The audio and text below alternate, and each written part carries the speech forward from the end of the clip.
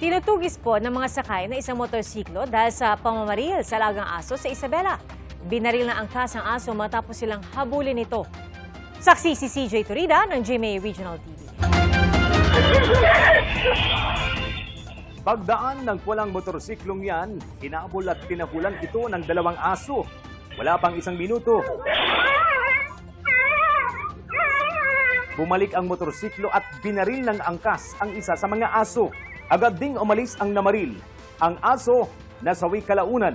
Ang krimen, nangyari sa barangay Ambatali sa Ramon, Isabela. Pasado alas 5 ng umaga noong April 24. Pinig po namin na may umalingaw po na baril at saka sigaw na po ng umiiyak na aso. So, pinacheck ko po kaagad sa mga kasama ko muna. Nung nakita po namin na yung baril, yung aso ko is wala ng buhay, tumagos na po kasi yung bala through and through.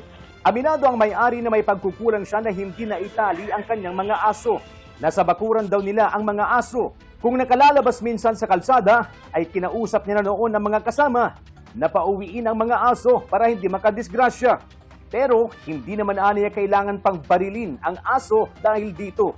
Mas matatanggap ko pa po sana kung inireklamo nila ako sa barangay or kaya kinausap po ako kasi aminado naman po ako sa hindi ko tinali yung mga aso.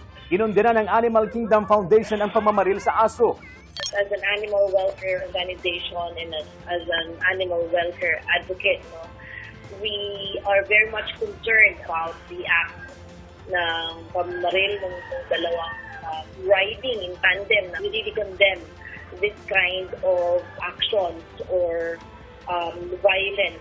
Nagsagawa na ng backtracking sa mga CCTV ang pulisya para matukoy ang pagkakakilanlan ng mga salarin. Humingi na rin sila ng tulong sa Anti-Cybercrime Unit para ma-enhance ang kuha ng CCTV para matukoy ang rider at angkas, pati na ang plate number ng motorsiklo.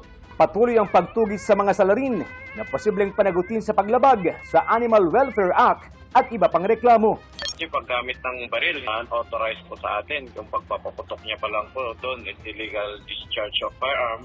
At kung hindi pa po titulado yung baril, edi pa rin pa siya kasuhan ng violation of RA 10591. Ako si CJ Turida ng GMA Regional TV, ang inyong saksi.